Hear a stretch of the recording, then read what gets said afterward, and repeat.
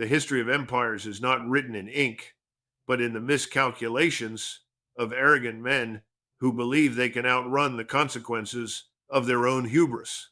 We are standing at a precipice that looks remarkably similar to the summer of 1914, or perhaps the terrifying 13 days of October 1962. Yet the silence in the Western capitals is deafening. For decades, I have studied the mechanics of power, the rise and fall of hegemons, and the brutal reality of geopolitics. And I tell you now that the events of the last few days mark a terminal shift in the global order. We have crossed a threshold that the establishment in Washington, London, and Paris desperately wants you to ignore. But reality has a way of shattering illusions with the force of a sledgehammer. The illusion is that the West can wage a proxy war against a nuclear superpower without ever facing the barrel of the gun itself. That illusion died the moment the Oreshnik hypersonic system slammed into its target at Mach 10, obliterating not just a factory complex, but the entire strategic calculus of NATO. We need to look at this with cold, clinical detachment. The Russian president has explicitly designated the decision-making centers in London and Paris as legitimate targets. This is not rhetoric. This is not the usual diplomatic condemnation. This is a direct operational warning that follows the reckless decision by the United Kingdom and France to allow Storm Shadow and Scalp missiles to strike deep inside Russian sovereign territory. The establishment media will tell you this is unprovoked aggression. But any student of realism knows that in the anarchic system of international relations, provocation is measured by capability and threat, not by moral posturing. When you fire advanced weaponry into the heart of a nuclear power, you are effectively declaring that you no longer fear their deterrent. You are betting your civilization on the gamble that they are bluffing. But the Oreshnik launch demonstrated that the era of bluffing is over. This weapon, capable of traveling at 3 kilometers per second, striking targets with zero warning time, and completely bypassing every existing air defense system in Europe, is the ultimate reality check. It is the kinetic manifestation of a new multipolar order where the United States and its vassals no longer hold the monopoly on violence.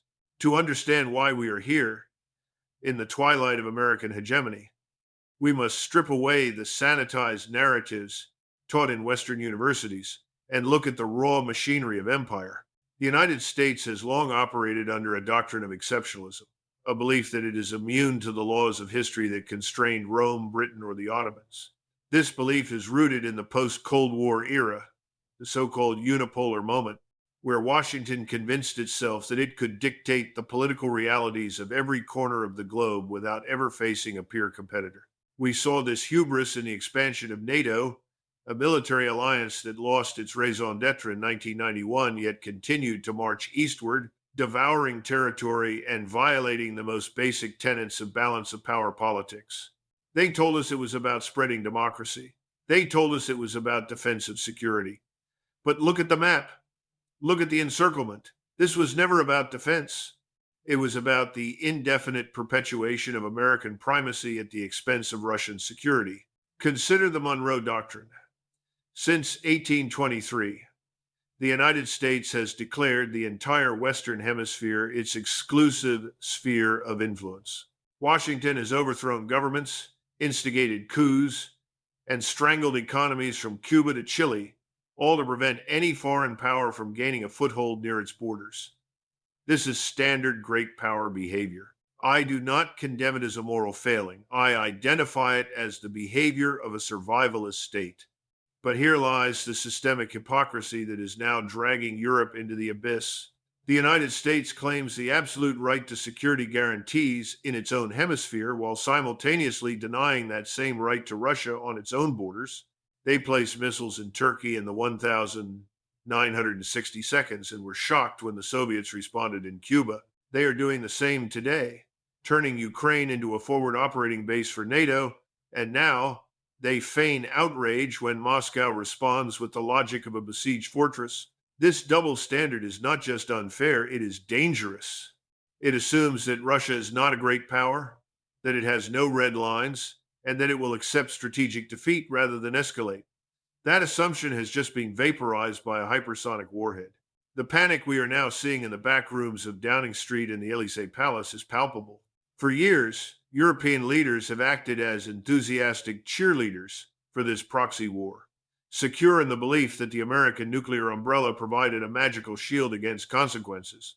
They believed they could bleed Russia dry, destroy its economy, and induce regime change in Moscow, all while sitting comfortably in their capitals, untouched by the horrors of the front lines.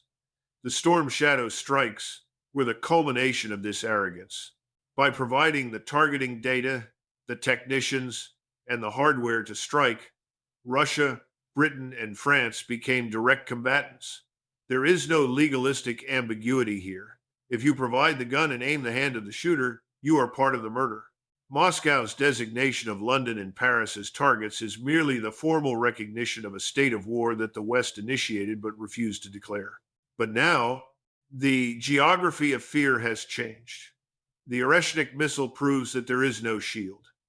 There is no interception. If a decision is made in Moscow to strike the British Ministry of Defense or the French Military Command, there is nothing, absolutely nothing that NATO can do to stop it. The flight time is a matter of minutes. The kinetic energy alone, even without a nuclear payload, creates an impact similar to a meteorite strike. The realization is dawning on the European elite that they have gambled their national survival on the promises of a fading empire across the Atlantic. They are realizing that Washington may be willing to fight to the last Ukrainian, but is it willing to trade New York for Paris? Is it willing to see London burn to save face in a war that was lost months ago? The history of American foreign policy suggests otherwise.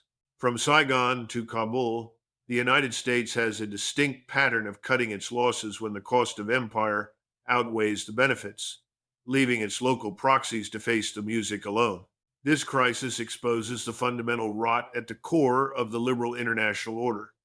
It is an order built on coercion, not consent. It is an order that preaches the sanctity of borders while violating them in Serbia, Iraq, Libya, and Syria. It is an order that speaks of human rights while weaponizing the global financial system to starve populations into submission. The rest of the world sees this. The global South sees this. They watch as the West twists international law into a pretzel to justify its own aggression while condemning the defensive reactions of its adversaries. The rise of the multipolar world is not just about economics or trade alliances like BRICS. It is a rejection of this systemic hypocrisy. It is a demand for a return to Westphalian sovereignty, where states are respected based on their interests and capabilities, not judged by a moral hierarchy imposed by Washington. The Oreshnik is not just a missile. It is a message from the revisionist powers that the monopoly is broken. We must look back at the Cold War to understand the gravity of this moment. During the darkest days of the 20th century, there was at least a mutual respect for the mechanics of deterrence. Leaders like Kennedy and Khrushchev, despite their ideological differences, understood the language of power and the necessity of back channels. They feared the bomb. Today, we are led by a class of technocrats and ideologues who have no personal memory of war, no understanding of nuclear strategy, and a delusional belief in their own moral superiority.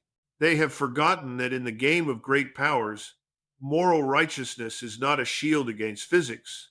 They poked the bear, mocked its warnings, crossed its red lines, and now, when the bear strikes back with Mach 10 fury, they stand paralyzed, unable to comprehend that the rules of the game have changed. This is the classic trajectory of imperial decline: overextension, denial, and finally, a catastrophic collision with reality. The kinetic shock of the Oreshnik missile is terrifying, but it is merely the physical manifestation of a much deeper, systemic failure that has been unfolding for nearly 3 years. If the missile strike proves that NATO's military deterrence is a hollow shell, the economic reality on the ground proves that the West's financial nuclear option was a dud. When this conflict began, the collective West didn't just send weapons. They declared total economic war. The plan drafted by technocrats in Brussels and Treasury officials in Washington was explicit. They would weaponize the US dollar, seize sovereign reserves, and sever Russia from the global financial circulatory system. They arrogantly predicted the ruble would turn to ruble, that the Russian economy would contract by double digits, and that the population, starved of iPhones and McDonald's, would rise up and demand a return to the Western fold. It was the ultimate test of the neoliberal mechanism of control, the belief that access to Western markets is the oxygen of state survival. But look around you. Has the Russian economy collapsed? No. It has overheated. It is growing faster than any economy in the G7. The International Monetary Fund, an institution that serves as a pillar of Western economic hegemony, has been forced to repeatedly revise its growth forecast for Russia upwards, while the economies of Europe stagnate and de-industrialize. This is not just a miscalculation, it is a catastrophic failure of the primary weapon in the American arsenal, the sanction. The United States has sanctioned Russia more heavily than any nation in human history, over 16,000 distinct restrictions. And yet, the grocery shelves in Moscow are full, the lights are on, and the factories are churning out tanks and missiles at a rate that NATO combined cannot match. How did the architects of the rules-based order get it so wrong? They forgot that the world is bigger than the G7. They operated under the delusion that they were the global economy. But in their attempt to isolate Russia, they achieved the exact opposite. They isolated themselves. They forced Russia to do what it had hesitated to do for 30 years, pivot east and south. By cutting Russia off from SWIFT, the West inadvertently jump-started the alternative financial architecture that will ultimately bury the petrodollar. We are seeing the rapid acceleration of the CIPS payment system, the expansion of the SPFS, and the widespread adoption of trade in local currencies. When India buys Russian oil in rupees or dirhams, when China trades in yuan, when Iran and Russia integrate their banking systems, they are building a fireproof house that the arsonists in Washington cannot burn down.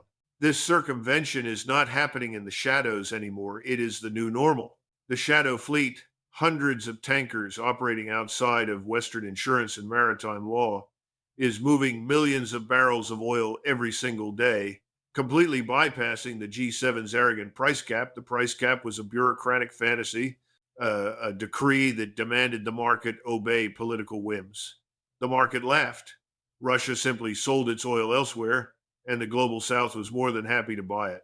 In a twist of supreme irony, Europe is now buying refined Russian energy products laundered through third parties like India and Turkey, paying a massive markup for the privilege of pretending they are tough on Putin.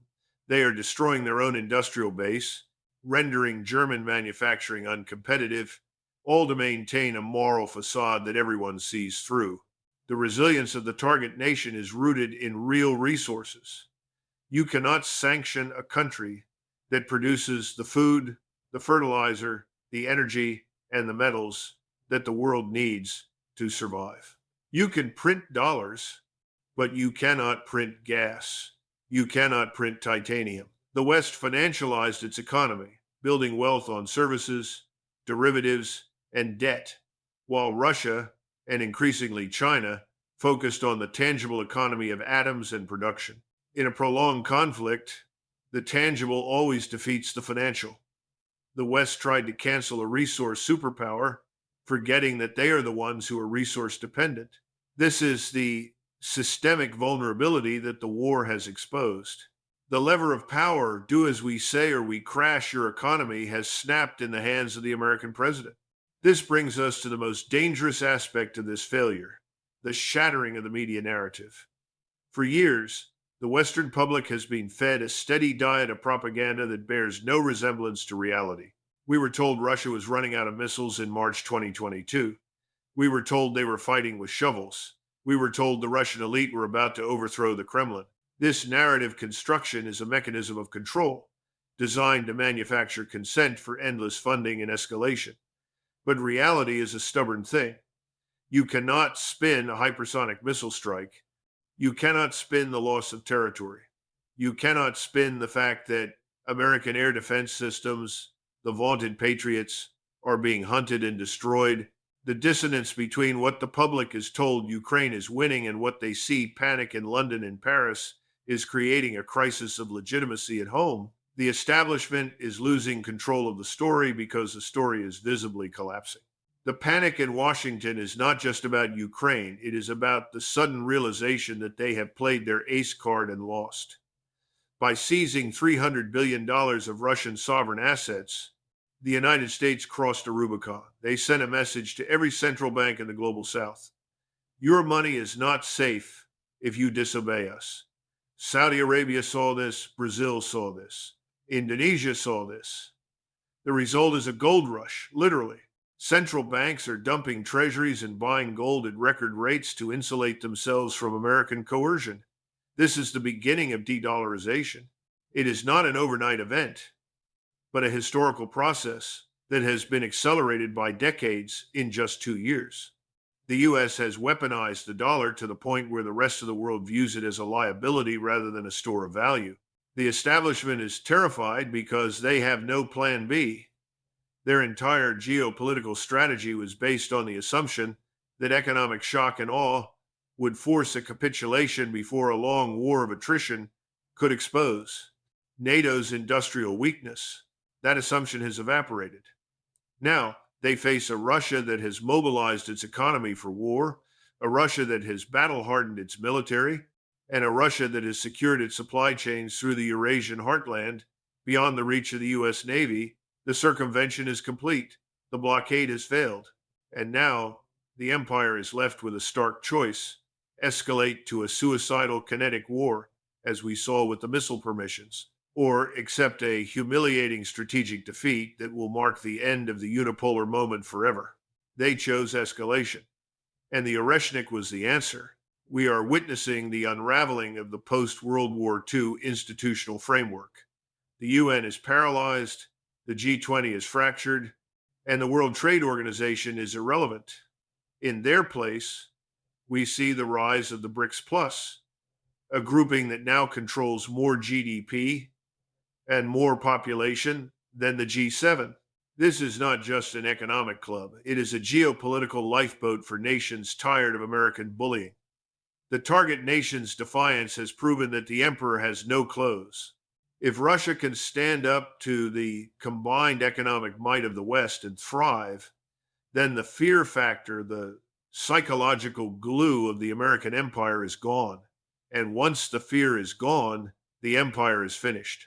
There is no spectacle in modern history more repulsive than a pyromaniac lecturing the village on fire safety. Yet, this is precisely the posture assumed by the Western establishment every time they stand at a podium to condemn Russia. They speak of sovereignty, territorial integrity, and human rights with a pious messianic zeal, expecting the world to suffer from collective amnesia. But the global South remembers. The history books record the truth. The United States has spent the last 30 years trapping itself in a moral abyss of its own making, using the seductive language of democracy promotion as a thin veneer for brutal resource extraction and geopolitical vandalism. They claim to be the architects of order, but if you look at their footprint, from North Africa to the Hindu Kush, they are the agents of pure chaos. This brings us to the moral trap that Washington has snapped shut around its own neck. The central lie of American foreign policy is the assertion that its interventions are benevolent. They tell us they invade to liberate, they bomb to protect, and they sanction to help. This is the myth of the indispensable nation. But let us apply the cold logic of realism to the track record. When the United States decides to bring freedom to a nation, the result is almost invariably the total destruction of that nation's state capacity, the fragmentation of its society along sectarian lines, and the unleashing of demons that haunt the region for generations. They do not build democracies. They build failed states. They do not export liberty. They export anarchy. Look at Iraq. The invasion of 2003 was the original sin of the 21st century, a crime of aggression based on lies so transparent that even the perpetrators now struggle to defend them. There were no weapons of mass destruction. There was no link to Al-Qaeda, but there was oil, and there was a strategic desire to reshape the Middle East into a compliant vassalage. The result? Over 1 million dead. The total disintegration of Iraqi society, the birth of ISIS in the vacuum left by the dismantling of the Ba'athist state, and the supreme irony, by destroying the Sunni buffer in Baghdad, the United States handed the region on a silver platter to Iran. Strategic genius? No. It was strategic suicide disguised as a crusade. And yet, the very same people who cheered for that war, the very same think tanks that justified that slaughter, are now the ones demanding we escalate against a nuclear superpower in Europe. They learn nothing because they never pay the price for their failures. Look at Libya. In 2011, under the cynical doctrine of responsibility to protect, NATO turned the most prosperous nation in Africa into a dystopian hellscape. Muammar Gaddafi was not a saint, but he provided stability. He warned the West that if he fell, the Mediterranean would become a sea of chaos and that terrorists would overrun North Africa. The West laughed. Hillary Clinton famously cackled, "We came, we saw, he died." And what is the legacy of that intervention? Open slave markets in the 21st century, a country fractured between warring warlords, a massive flow of weapons from looted Libyan armories, fueling insurgencies across the Sahel, destabilizing Mali, Burkina Faso, and Niger. They destroyed a functional state to stop a hypothetical massacre, and in doing so, they created a very real perpetual massacre. Was this about human rights? Or was it about Gaddafi's plan to introduce a gold-backed dinar to challenge the hegemony of the euro and the dollar? The realist knows the answer. Look at Syria. The Assad must go mantra became a fixation in Washington, London, and Paris.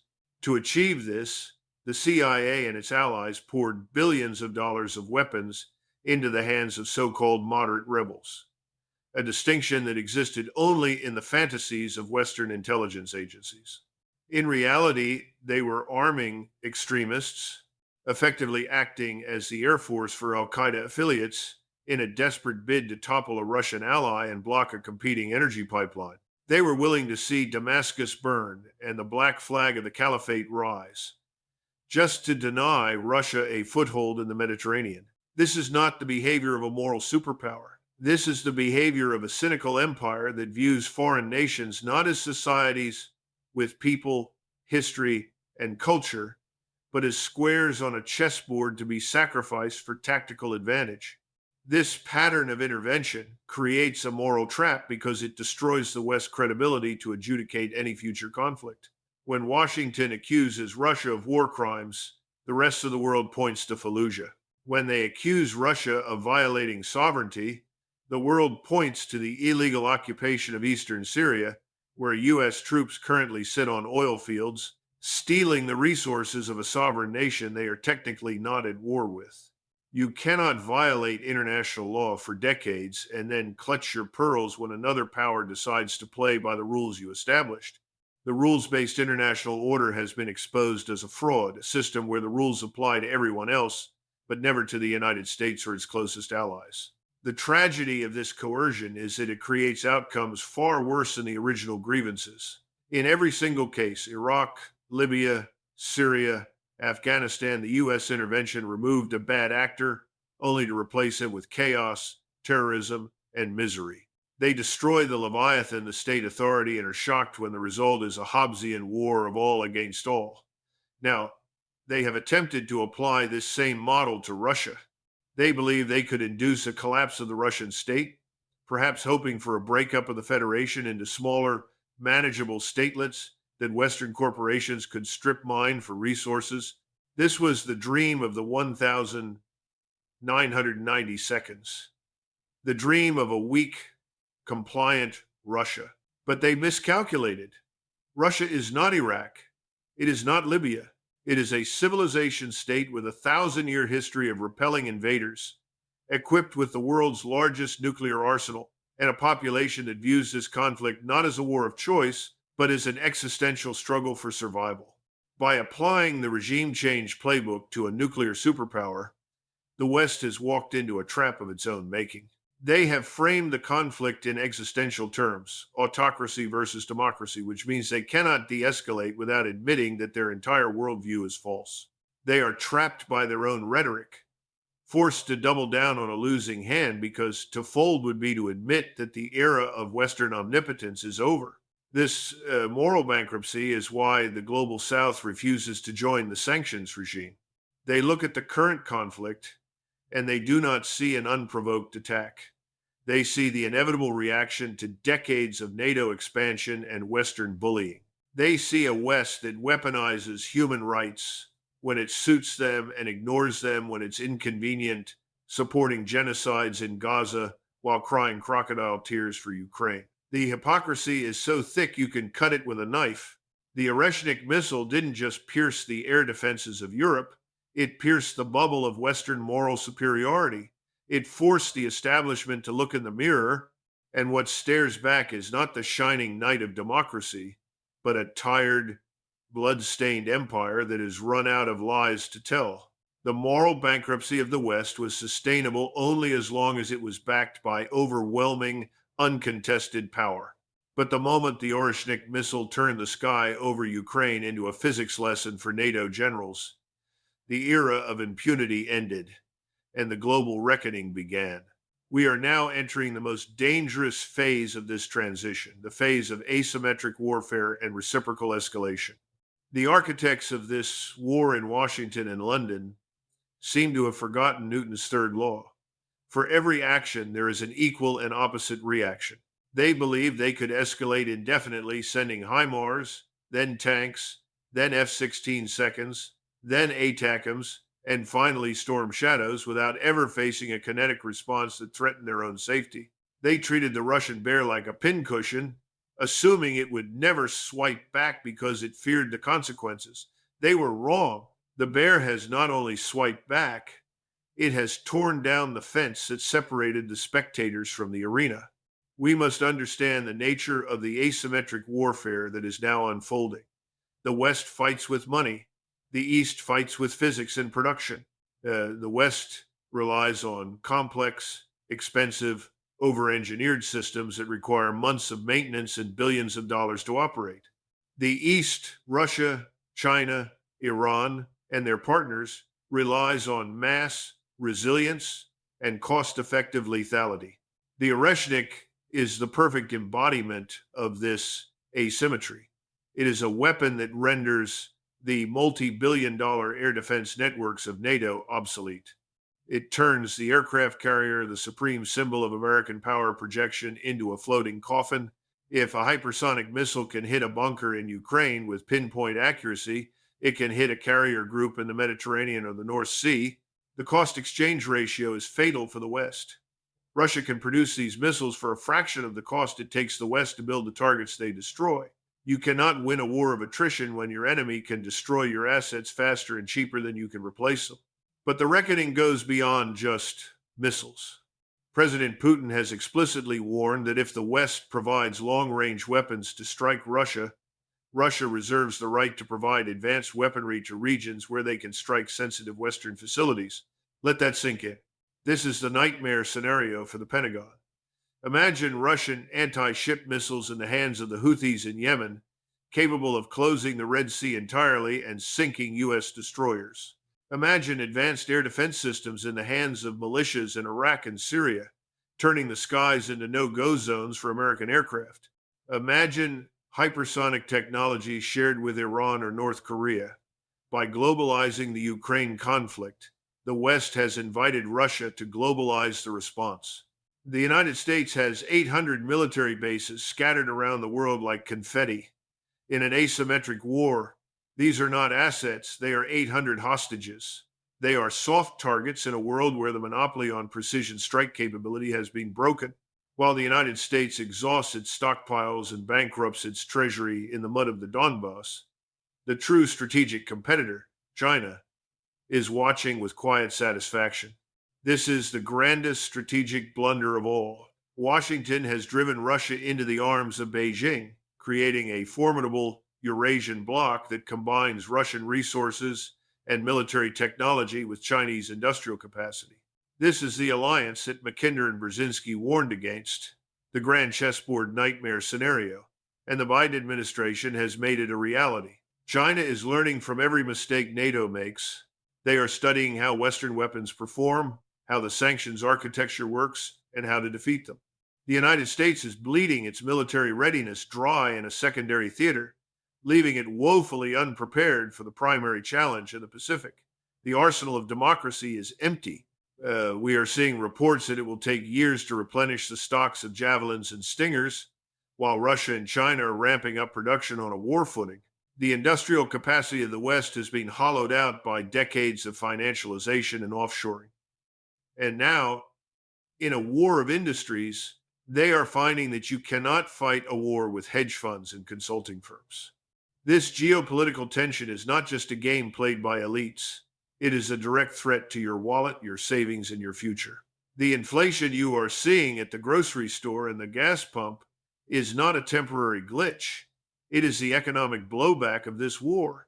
When you sanction the world's largest commodity producer, you break the global supply chain.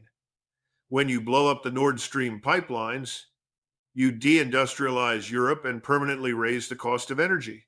The West is currently financing this war by printing money, creating a debt bubble of apocalyptic proportions.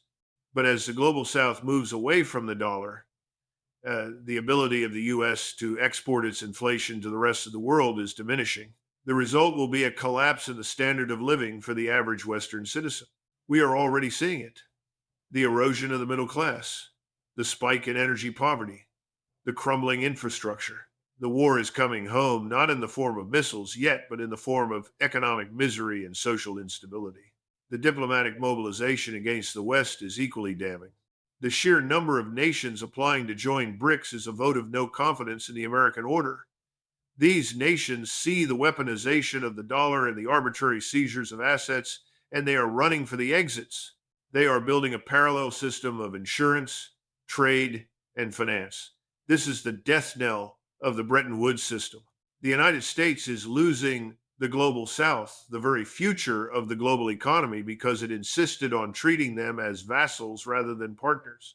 The vote in the UN, the refusal to condemn Russia by the majority of the world's population, proves that the international community the West speaks of is actually just the collective West, a shrinking minority island in a rising global ocean.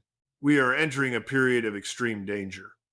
The West, realizing its strategy has failed, is like a cornered gambler chasing losses.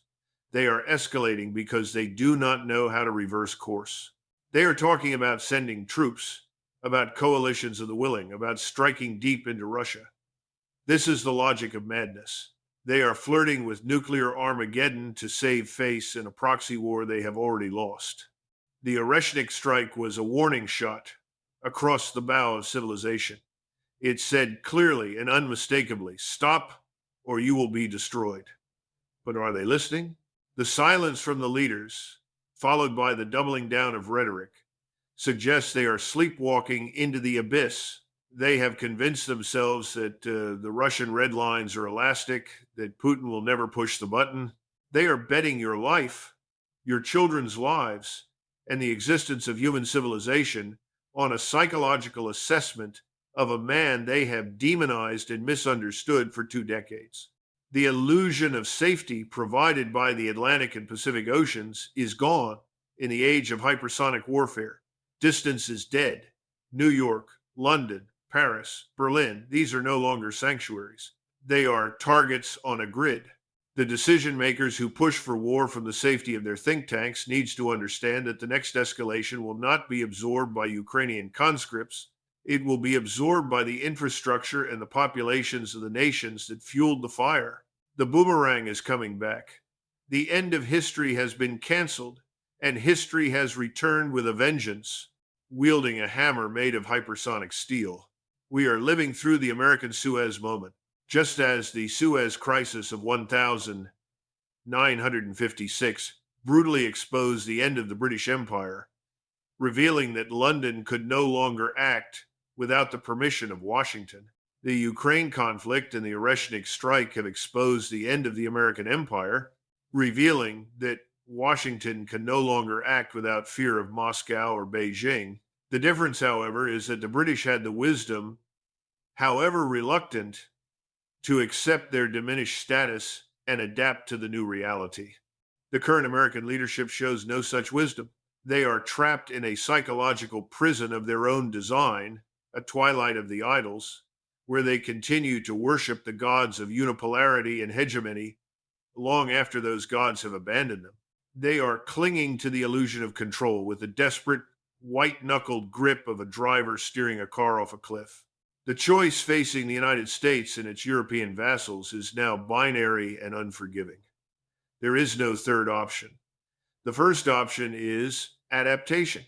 It requires a profound geopolitical humility that is entirely alien to the Washington establishment. It means accepting that the American century is over and that we are returning to the historical norm of a multipolar world, a world of great power competition, where the U.S.